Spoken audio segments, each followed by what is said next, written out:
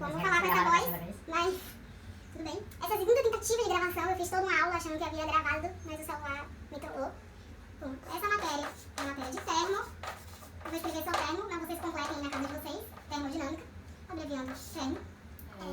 Eu dou a aula para 2 turmas, de terça e de quarta. Então na de quarta eu dei uma avançada maior do que na de terça, mas aí eu vou começar a pegar o nosso assunto desde o início das nossas aulas. Vou fazer uma breve revisão e depois a gente vai entrar lá no assunto da aula 3. Então estamos na aula 3. Para quem é de terça-feira, essa aula é referente ao dia 17/3. E para quem é de quarta-feira, não ter dúvida, tá, da data, essa aula é referente ao dia 18/3 de 2020. Tudo bem? Fica papo. Bom, uma coisa importante. Eu sei que no AVA vocês têm o livro de vocês. E esse livro, ele se baseia em um outro livro. Enfim, esse livro é muito bom. O nome dele é bem simples, é o nome da matéria, Termodinâmica. O nome do autor é Sandy, ou é com C cedilha mesmo. Eu às vezes escrevo errado por causa da minha hipermetropia, não consigo enxergar muito de perto, mas dessa vez eu estou escrevendo certo. É termodinâmica do Sandy. Busque por esse material, né? Ele é muito bom. Indico a leitura. Estamos, para vocês saberem, no capítulo 1. Então quem quiser já ir se adiantando, fazendo, lendo e enfim. É possível também encontrar soluções desses exercícios na internet. Então aí uma dica para vocês que vão estar em casa aí de quarentena é aproveitar para estudar. Então, vamos começar com a nossa aula de revisão. Lá no nosso início do curso, que não faz muito tempo que iniciamos, nós falamos, na verdade eu lancei uma pergunta: o que é termodinâmica? Tem pessoas aqui na minha casa que elas não respeitam o meu ambiente de trabalho, isso é um absurdo, né? Tem que fazer essa queixa. Pergunta sobre restaurante. Aí atrapalhando o andamento da minha aula. Alguém quer sorvete? Bom, o que é termodinâmica? Isso vocês já devem saber de qual é salteado. Termodinâmica é um conceito muito simples. É o estudo da energia. Bom, mas e o que é energia? O que é essa energia? Aí é uma outra pergunta. Energia, minha gente, é tudo, né?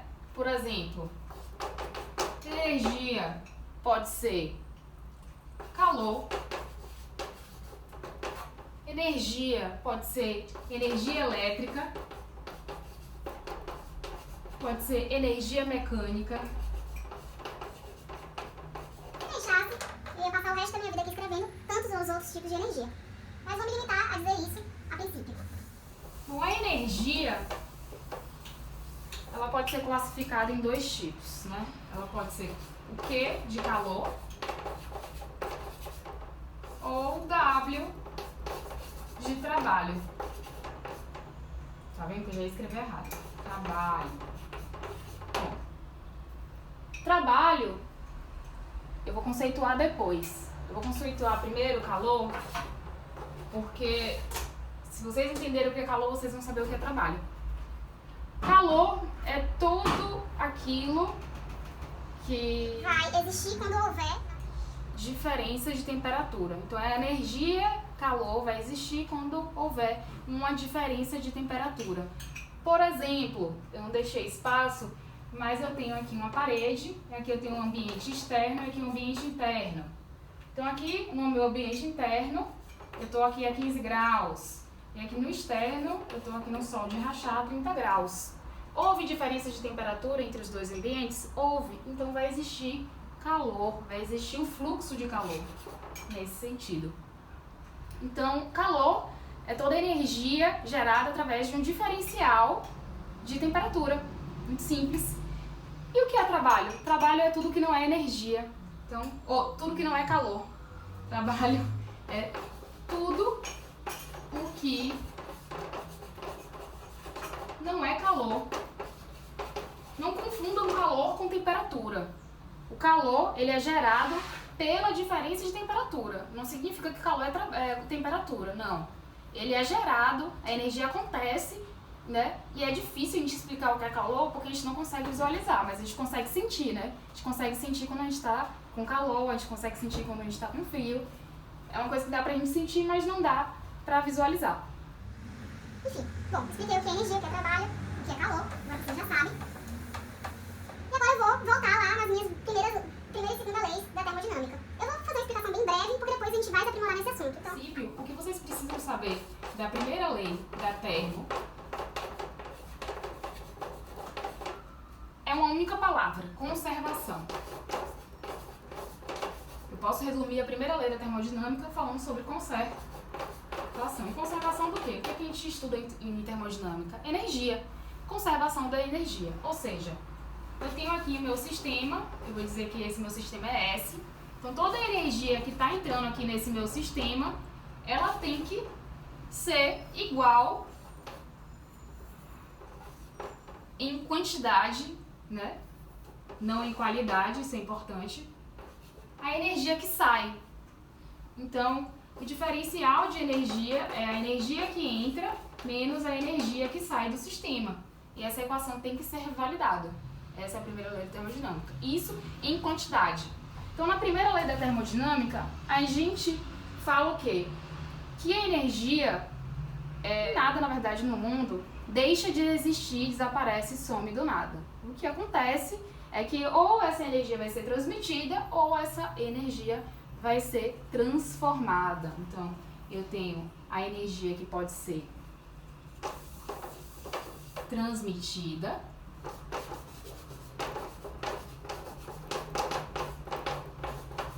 versus a energia que pode ser transformada. Alfred, por exemplo, quando ele morrer, ele vai deixar de existir. Alfred, ele vai ser ou queimado, e depois de queimado vai se formar em cinzas, né? Vai se transformar em cinzas, e depois que ele se transformar em cinzas, ele vai ser decomposto pelo ambiente, pelo mundo. Aí esse ambiente, que é o mundo, é o quê? São as minhoquinhas que vão comer Alfred. Alfred vai ser degustado e regurgitado por essas cobrinhas, por essas minhoquinhas. Essas minhoquinhas, isso todo o processo, os dois produtos, tanto o processo em que Alfred vai ser queimado, quanto o processo de que Alfred vai ser enterrado. Um dos processos, a minhoquinha vai comer ele e depois vai dar uma defecadinha em Alfred. O que vai acontecer? Alfred vai ser defecado e vai servir de adubo para nossas plantinhas. E as nossas plantinhas o quê? Vão estar ali existindo nessas plantinhas o Alfred de novo. Aí a gente, ser humano, vai comer essas plantinhas. E aí Alfred vai estar presente em novos seres humanos, comendo, né? Como seres humanos, sendo comido pelos seres humanos. E aí os seres humanos vão comer essa plantinha e vão novamente defecar esse alimento. E aí o ciclo é feito, né? Então, nada deixa de existir, né? O que acontece é que tudo é transformado ou transmitido. No caso, Alfred vem constantemente sendo transmitido após a morte, né? Então, ele não deixou de existir. Isso é uma falácia. Vamos fazer aqui, voltar ao assunto, que eu acho que eu pirei um pouco. Deve ser a termodinâmica.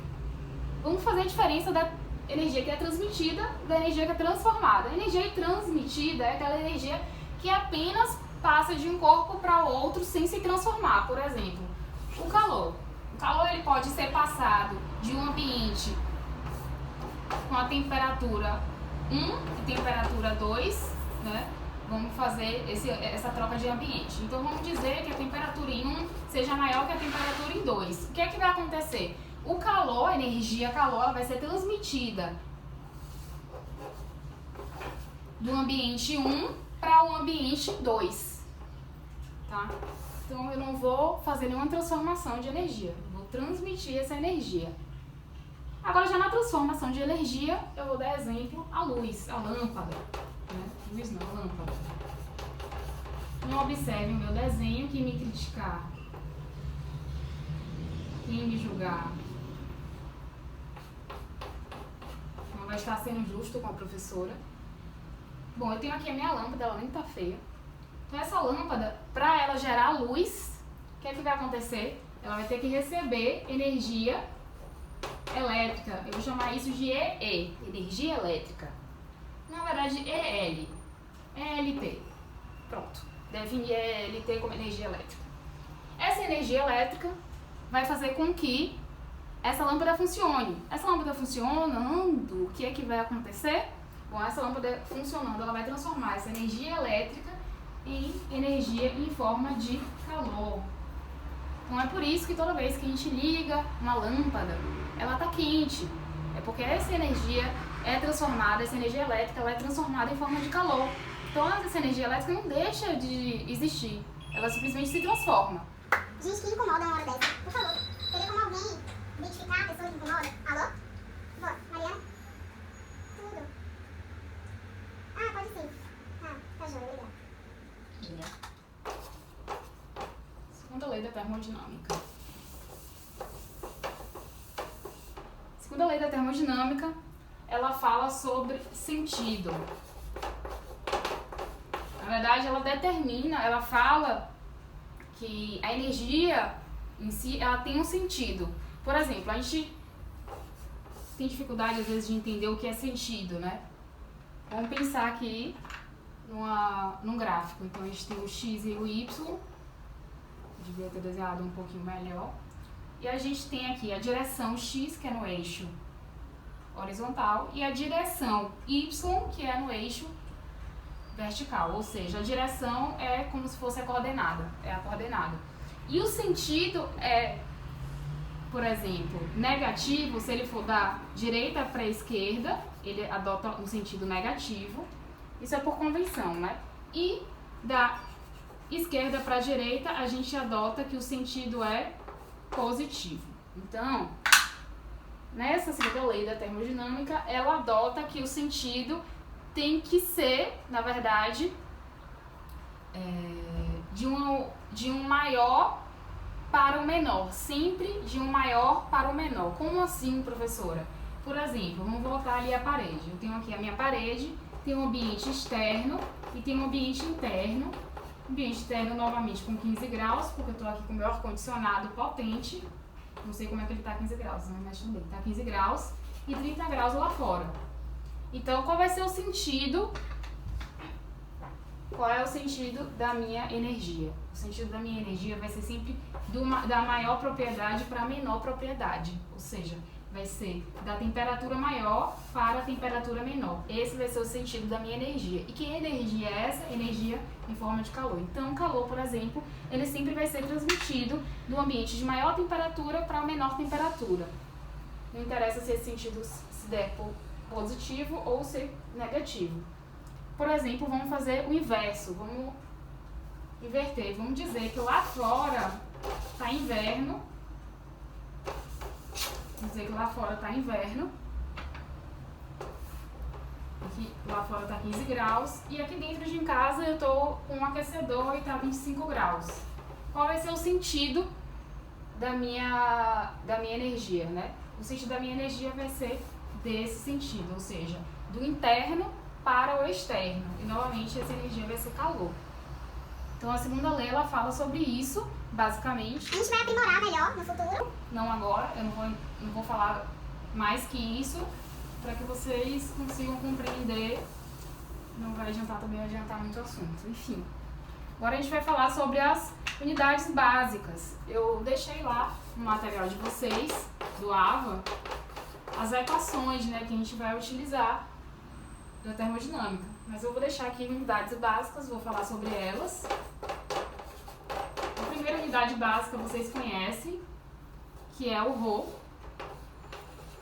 Esse símbolo, não tem por que errar. O nome dele é Rho, ou seja, é esse símbolo aqui, não R, por favor. Isso aqui é a nossa densidade. A gente chama isso de massa específica.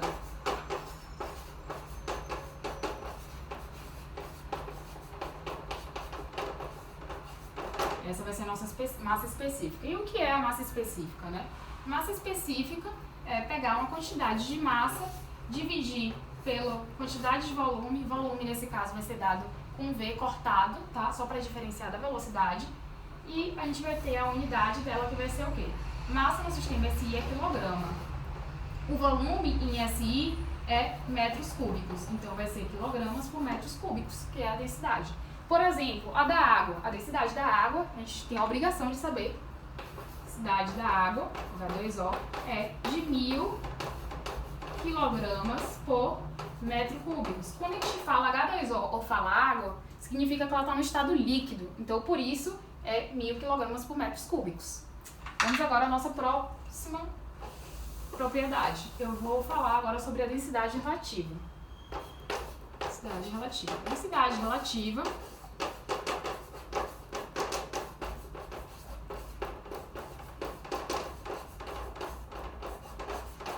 densidade relativa, ela é admissional. Significa dizer que ela não tem nenhuma unidade, né? Ela não tem nenhum sistema de unidade. Por quê? Porque eu vou dividir a massa específica de uma propriedade desejada, né, que eu quero analisar, sobre a densidade da água, que é o que a gente já falou, a gente já sabe o valor dessa densidade, mas não custa lembrar vocês, se vocês são um pouco esquecidos, que é de 1000 kg por metro cúbico. E por que ela é admissional? Porque essa massa também vai ser dada em quilogramas por metro cúbico. E aí, quando você colocar isso na equação, você vai acabar cancelando uma com a outra. E aí, isso vai gerar aqui um valor que é admissional, ou seja, eu não vou ter nenhuma unidade, eu só vou ter aqui algum valor, um valor interrogação. Bom, essa é a minha densidade relativa. Mais à frente a gente vai fazer uns exercícios com densidade relativa e a gente vai entender o porquê que a gente precisa dela, né? Mas na verdade é para comparar, né? Comparar a densidade de algo com a densidade da água. Além disso, a gente tem o volume específico. Esse volume específico, ele é interessante, tá? Ele é interessante. Específico.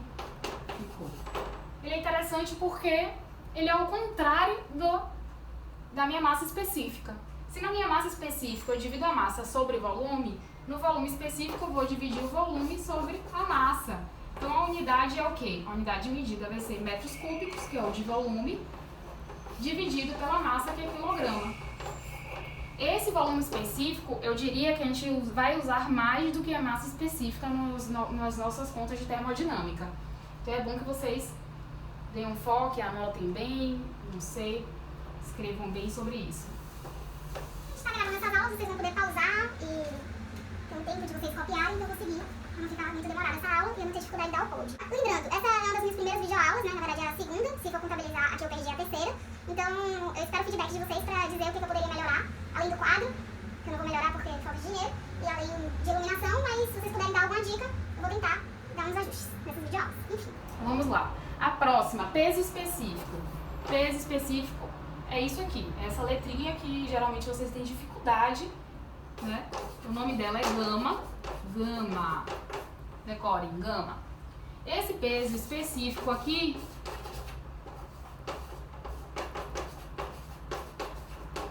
a gente também usa bastante, né? Então eu tô dando aqui unidades básicas que a gente vai usar com frequência. Bom, quando a gente lembra de peso, isso eu vou tentar fazer esse raciocínio para ver se vocês conseguem decorar, lembrar. Quando a gente lembra de peso, a gente lembra o quê? De massa vezes gravidade. Só que aqui a gente está falando de peso específico. Então, ao invés de usar a massa, o que a gente vai usar? A massa específica. Então, esse cálculo vai ficar como? Massa específica vezes a gravidade. Eita, então vai ser isso. E a unidade de medida vai ser newtons por metro cúbico. Beleza? Show. Peso específico, ok. Massa específica, ok. Volume específico, ok. Vamos agora para trabalho. Trabalho é importante. Trabalho a gente dá através da letra W. E trabalho é o quê? É uma força aplicada vezes um deslocamento X, né?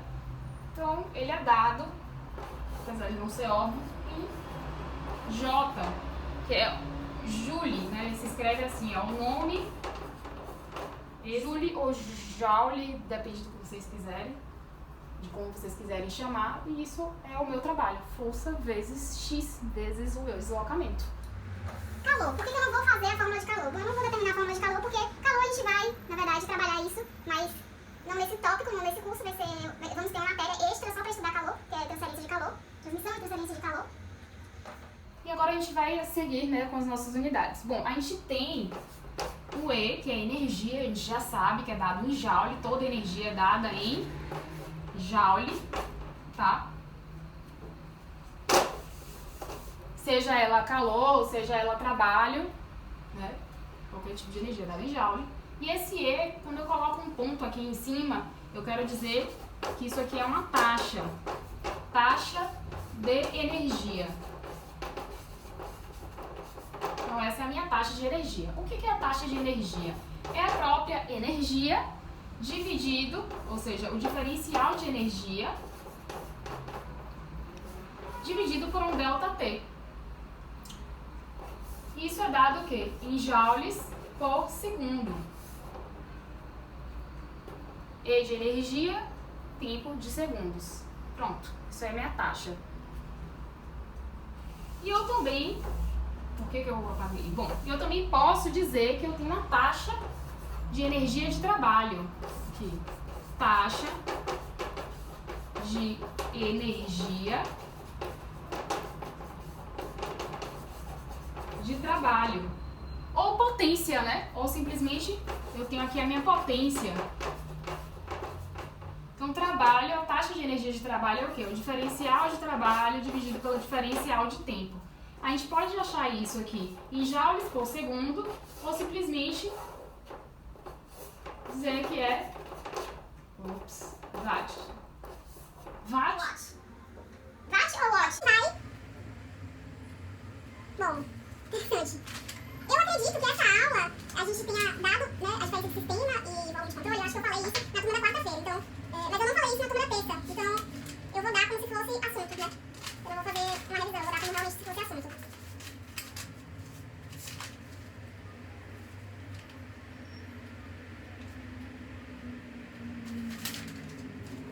Eu vou tirar aqui de revisão e aqui a gente vai... Que é a nossa aula 2 que a gente devia ter tido, né? Para os alunos lá de terça-feira. Mas é bom vocês assistirem.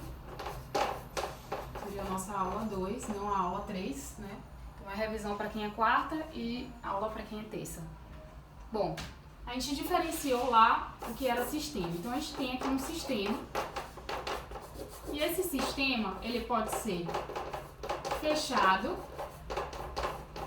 ou pode ser aberto. Bom, a gente estuda o sistema é o quê?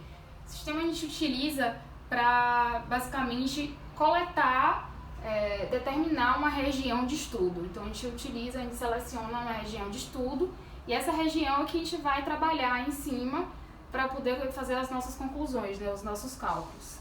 Então, a priori, a gente não pega a gente pega uma amostra, né, a gente não pega todo o volume. O objetivo é facilitar os nossos cálculos. Não sei se deu para entender isso muito bem. Bom, no sistema fechado, a gente chama isso aqui, mas para ficar mais simples, de apenas sistema. Então, quando eu falar assim para vocês sistema, inclusive na prova, eu me refiro a sistema fechado. Já o sistema aberto, a gente chama isso de volume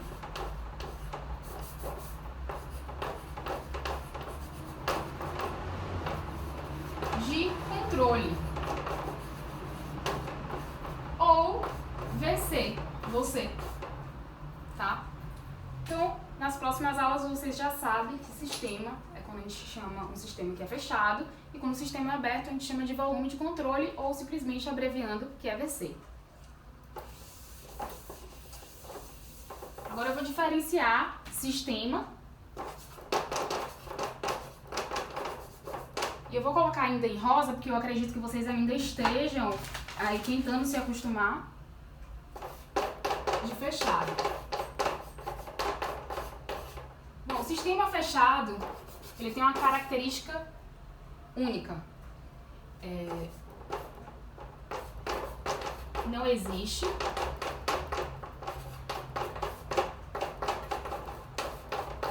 fluxo de massa. Então, quando a gente tem um sistema fechado, não existe fluxo de massa.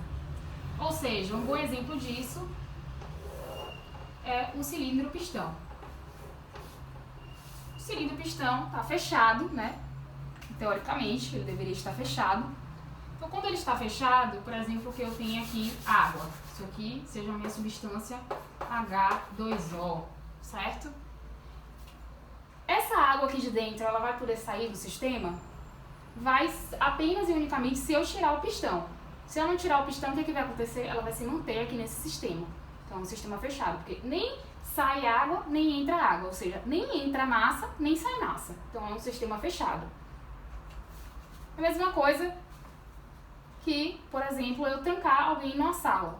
Se eu trancar a porta, ninguém vai sair, ou seja, é um sistema fechado. Se eu abrir a porta, aí eu tenho um fluxo, né, de pessoas, e aí eu vou ter um sistema que é aberto. Muito simples, né? Parece meio óbvio, mas a gente se confunde muito. E aí agora eu vou diferenciar para vocês, fazer essa diferença de alguns tipos de fronteira. Então eu tenho a fronteira que é tudo isso aqui, né? Que é uma fronteira, tudo isso aqui que está de rosa é a fronteira fixa, né? Ela não se move.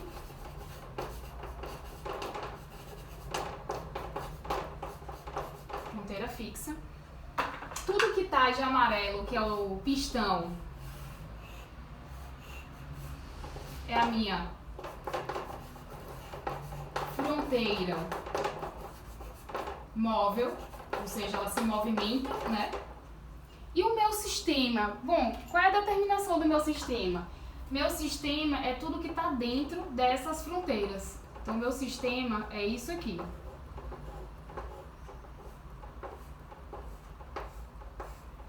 Isso aqui vai ser o meu sistema. Esse vai ser o meu objeto de estudo.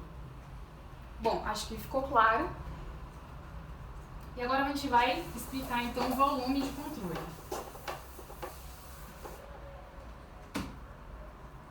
Bom, cadê?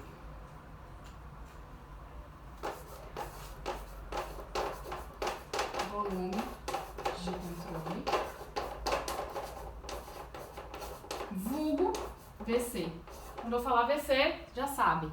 Bom, no volume de controle, a característica dele é que existe sim, eu vou deixar isso bem claro, existe fluxo de massa. Tem que ter, na verdade, fluxo de massa para ele ser um sistema aberto, né? Afinal, senão ele seria um sistema fechado. Um exemplo, eu tenho aqui uma tubulação de água. Vamos imaginar que isso aqui seja um tubo retilíneo, ou seja, ele, em toda a sua extensão, ele tem o mesmo diâmetro. Tubo retilíneo, mesmo diâmetro em toda a sua extensão. Decorem isso. Bom, vamos imaginar então que eu tenho esse tubo. Esse tubo aqui está entrando água e está saindo água. Então, a mesma proporção de água que entra é a mesma proporção de água que sai. A única coisa que vai alterar aqui é a velocidade, né, com que ela flui. Bom, então existe fluxo de massa? Existe, tem entrando água e tem massa saindo, que é a água saindo. Bom, então a gente vai selecionar o que a gente vai ter que fazer. Então a gente vai ter que selecionar aqui uma região, né, pensando que aqui dentro está cheio de água. Vou desenhar minha água desse jeito agora. A gente vai ter que selecionar aqui um dado volume de controle. Como é que a gente vai fazer essa seleção de volume de controle? O objetivo, então, é facilitar. Então, a gente tem que tentar pegar uma amostra pequena, tá? Tem que ser uma amostra pequena para facilitar nossas contas, tá? Mas tem que ser uma amostra que seja também abrangente. Ou seja, o que eu quero dizer? Eu já vou responder o que é o ideal. O ideal é que a gente pegue e selecione todo o diâmetro. Aí, o comprimento disso fica por conta de vocês, mas eu tenho que pegar todo o diâmetro. E eu vou explicar o porquê. Então, eu tenho aqui o meu volume de controle. E eu tenho também, se eu for analisar, esse é meu volume de controle, certo? Isso aqui é a minha superfície de controle. Então, se eu analisar lateralmente, essa aqui, essa seção daqui, a área dessa seção aqui vai ser a minha superfície de controle. E por que eu seleciono todo o diâmetro? Porque eu levo em consideração todo o meu diâmetro. Eu vou redesenhar essa figura e vocês vão entender que, lembrando que é um tubo retilíneo, ou seja, mesmo diâmetro. Então, eu tenho esse ponto aqui, que é o raio, né? A distância do raio. Tenho esse ponto aqui e tenho esse ponto aqui. Eu vou chamar esse ponto de 1, esse ponto aqui do raio de 2 e esse ponto aqui 3. O que acontece? O ponto 1 e 2, eles vão estar em contato com a parede do tubo. O que vai acontecer? Eles vão dar mais resistência desse fluido passar. Então a tendência é que a velocidade aqui, que é o que é o objeto do nosso estudo, né? O que vai alterar aqui de fluxo é a velocidade que vai alterar. Então, nesse ponto 1 e 2, a água vai estar passando e ela vai sofrer mais por conta dessa parede. Então a velocidade aqui no ponto 1 e 3, ela vai tender a ser 0. Então, quanto mais a gente se aproxima das paredes da minha tubulação, isso serve também para superfícies que são objetos que são quadrados, retangulares, para qualquer tipo de objeto, sempre que se aproxima das paredes, ele tende a ser 0. E quando se afasta, ele tende a atingir uma velocidade máxima. Ou seja, qual é o limite aqui? É o 2. O 2 é o máximo que ele pode se afastar, né, dessas duas paredes, considerando que existam duas paredes, né?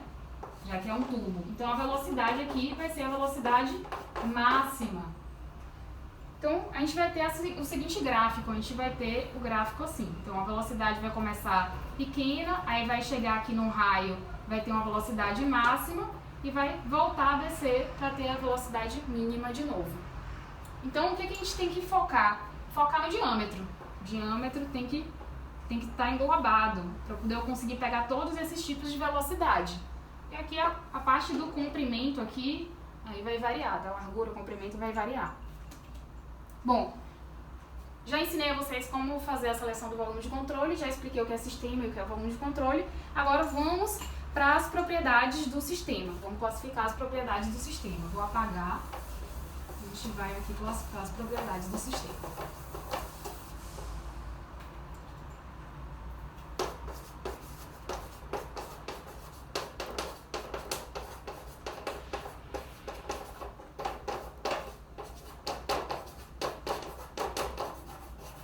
Bom, existem 3 tipos de classificação. Eu vou começar pela primeira, que são as propriedades intensivas. As propriedades intensivas, a característica delas é que elas não dependem da massa. O que você quer dizer com isso, professora? Por exemplo,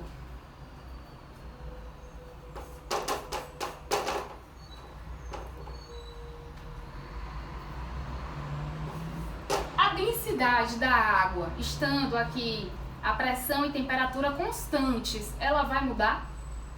A densidade da água muda? Não. Se a gente tem, por exemplo, um aquário, a gente tem um certo nível de água, tá? Então a densidade dela é tal.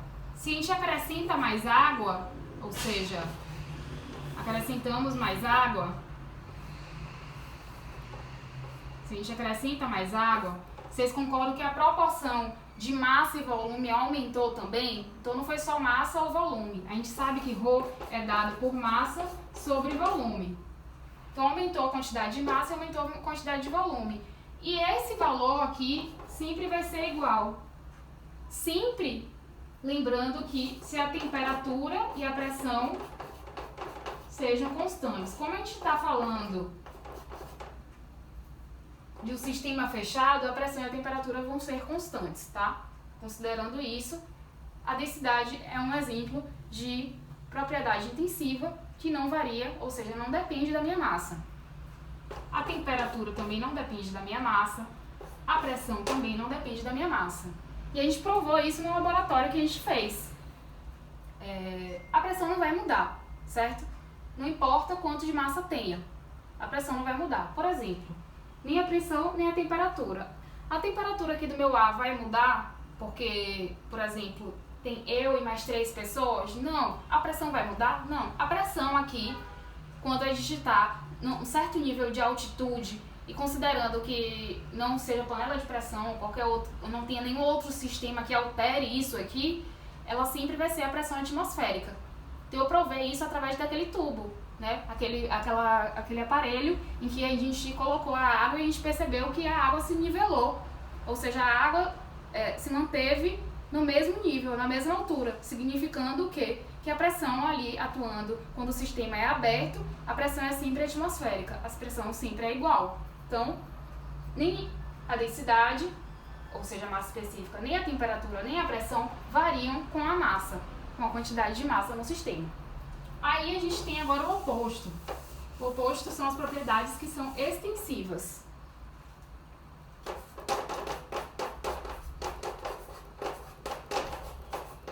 Nas propriedades extensivas, elas vão dependem,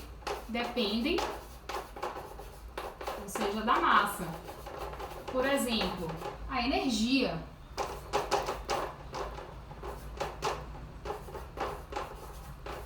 A energia ela vai depender da massa. E eu vou dar um bom exemplo, que foi até um exemplo de aula, um aluno meu me deu, por exemplo. Se a gente vai comprar um ar-condicionado, a gente não tem que se preocupar com a quantidade de pessoas que vão frequentar esse ambiente, que vão estar lá nesse ambiente. A gente não tem que dizer assim, olha, o ambiente é de tem tanto de área, ou seja, tanto de volume, esse ambiente tem tantos objetos, esse ambiente tem tanta quantidade de pessoas, ou seja, a gente analisa a quantidade de pessoas para saber quanto de BTUs, ou seja, quanto de eficiência energética, quanto de energia a gente vai precisar para deixar esse ambiente numa temperatura ideal, certo? Então a energia vai sim ser alterada em relação à massa. Então quanto mais gente no ambiente, mais calor a gente sente. Quanto menos pessoas, mais agradável fica o clima para algumas pessoas. Eu que sinto muito frio já é ao contrário. Mas é isso. Então energia é um tipo, na verdade aqui é o tópico 2, né?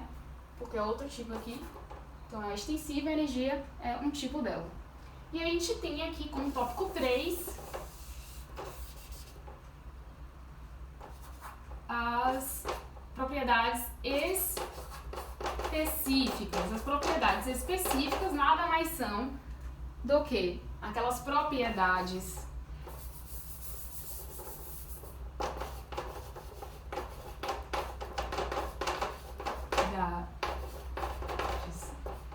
intensivas dividido pela massa. E aí a gente vai ter aqui a propriedade específica, tá? Por exemplo, o volume. O volume, quando dividido pela massa, a gente acha o quê? O volume específico. Então, aqui é uma propriedade que é intensiva, aqui é a minha massa e aqui é a minha propriedade específica.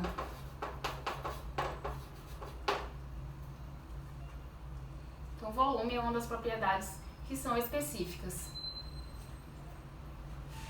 Bom, propriedades a gente finalizou. Também, propriedades tá ok. Densidade relativa tá ok.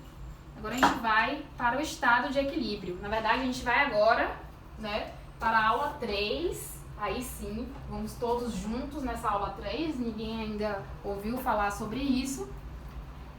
E a gente vai falar sobre estado de equilíbrio. O que é equilíbrio, né? Equilíbrio é quando, por exemplo, eu tenho uma gangorra e eu consigo manter essa gangorra no mesmo nível de altura, de um lado e de outro. Não é isso que é equilíbrio? Eu tenho um equilíbrio aí. Então, a quantidade vai ser constante. Por exemplo, eu tenho uma balança, aquela balança antiga, em que eu tinha que, para saber o peso do objeto, eu tinha que colocar o objeto e tinha que ficar botando aqueles bloquinhos de pesos para saber quanto era de peso que tinha esse objeto, para fazer o cálculo, né?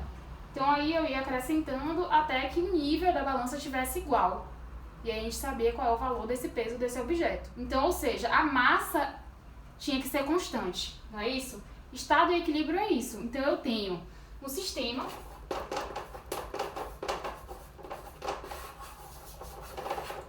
e esse sistema ele tem que estar em equilíbrio com o ambiente.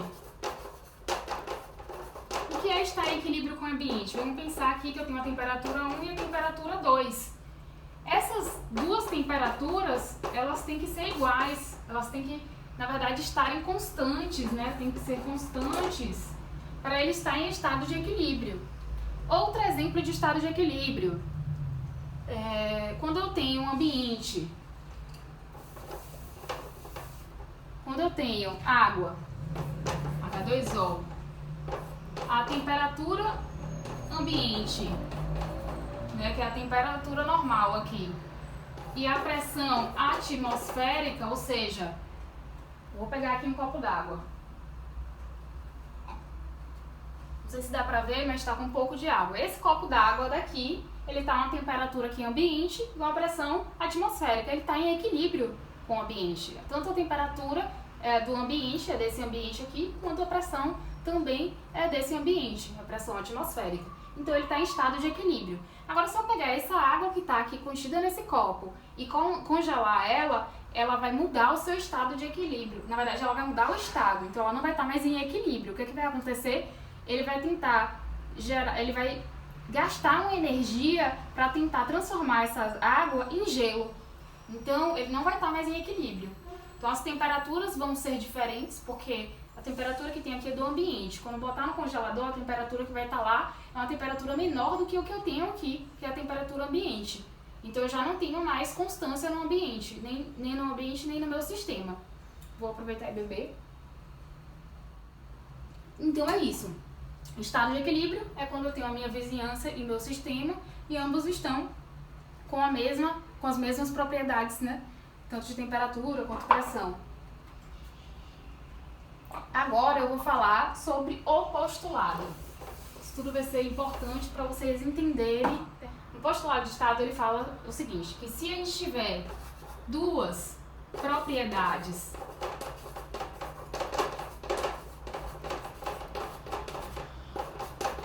intensivas, a gente consegue conhecer.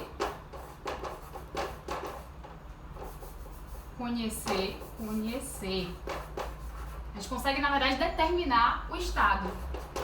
Se ele está em equilíbrio, se ele não está em equilíbrio. O que são propriedades intensivas? Exemplo: ρ, temperatura, pressão. Ou seja, se eu tenho uma dessas aqui, se eu tenho duas dessas propriedades, eu consigo conhecer, eu consigo determinar em que estado está o meu material. Por exemplo, se eu sei que a minha temperatura e a pressão estão constantes com o ambiente, ou seja, a água que estava aqui nesse copo, ela estava em estado de equilíbrio. A partir do momento que eu bebi, ela não está mais. Porque o meu corpo internamente tem temperatura diferente dessa água. Mas enquanto ela estava aqui em estado de equilíbrio, ou seja, em estado líquido, ela estava em estado de equilíbrio. Então, eu consigo determinar através dessas duas propriedades se o estado está em equilíbrio, se eu estou no estado da água líquido, se eu estou no estado da água sólido, no caso gelo, se o estado da água é vapor, se o estado da água é um gás. Consigo descobrir também, por exemplo, as intermediações, porque quando está em estado de equilíbrio é quando, por exemplo, eu só tenho água no sistema, ou eu só tenho gelo no sistema, ou eu só tenho vapor. Quando o estado de não equilíbrio é quando eu tenho a fusão, né? Por exemplo, eu tenho a água e tenho o gelo. Então, os dois no mesmo ambiente não vai ser um estado de equilíbrio. E aí, falando sobre isso, a gente vai agora falar sobre a diferença entre processos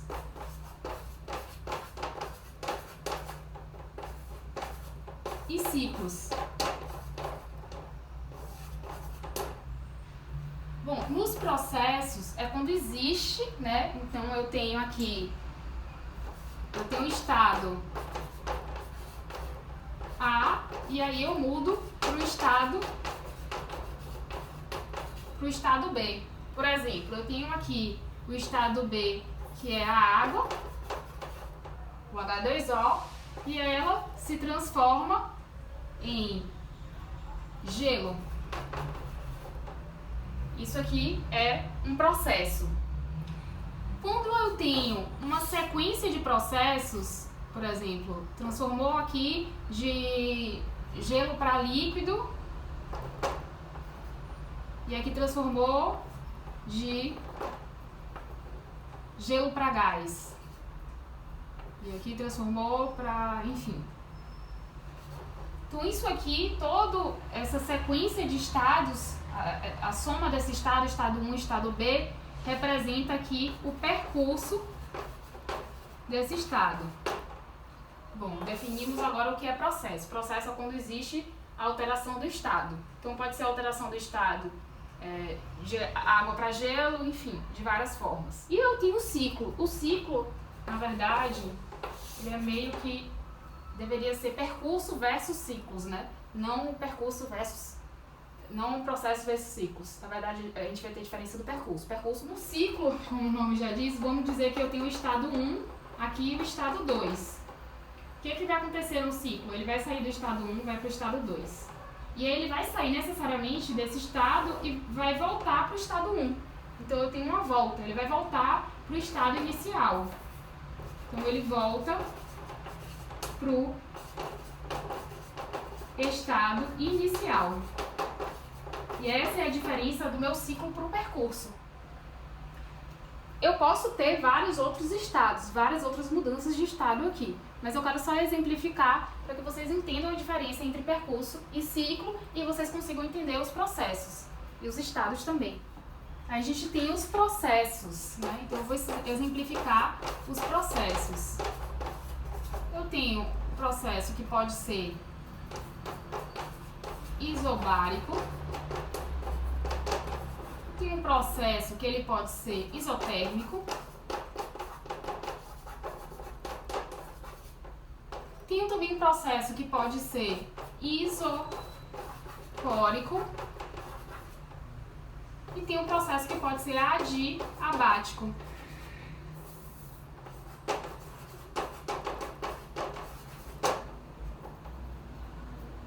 Tá certo, tinha aceito sim. Processo que pode ser adiabático.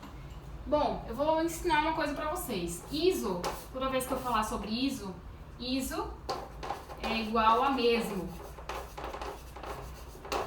Ou seja, não tem mudança, né? Iso. Quando eu falo bar é o quê? É uma medida de pressão. Então, é pressão constante. Significa isobárico com pressão constante. Isotérmico, térmico de temperatura. Ou seja, temperatura constante. Isocórico. O córico vem do coro. Coro é quando eu mantenho o meu volume. Ou seja, volume constante. E adiabático, quando a gente chama o A, significa de negação. Então é quando não há troca de calor. Lembrando que calor é dado pelo meu Q. Então é basicamente essas características do meu processo. Ele pode ser adiabático, ou seja, não troca calor. Ele pode ser isocórico, ou seja, não altera o volume. Ele pode ser isotérmico, não altera a temperatura. Ou ele pode ser isobárico, não altera a pressão. Agora a gente vai diferenciar os regimes permanentes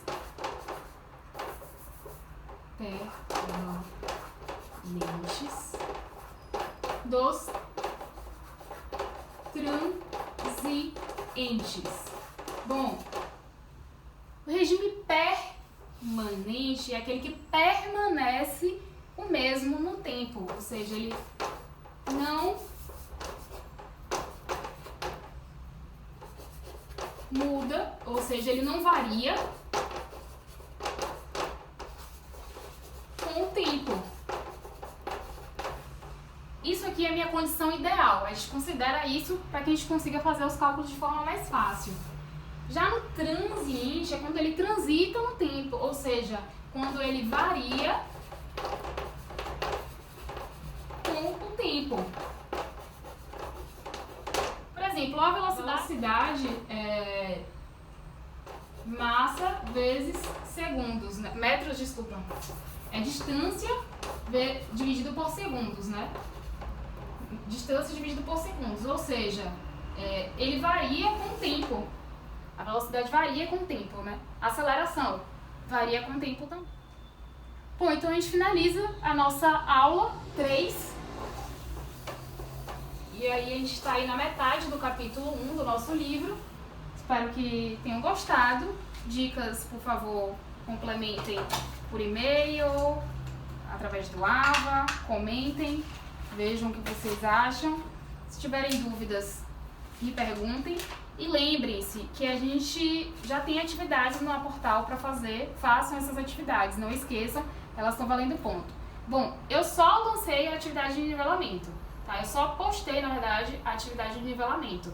Porque as outras atividades, a gente ainda vai ter até o dia 10/4, a princípio, para vocês me entregarem. Então, por isso, vocês ainda não conseguem visualizar a nota de vocês. Mas as pessoas que já me mandaram, eu já postei no portal e apenas não postei para vocês visualizarem. Se eu postar para um, vai acabar que eu vou ter que depois retificar a nota dos outros. É como se para os outros que não me entregaram, eles não receberam a nota, não participaram da atividade.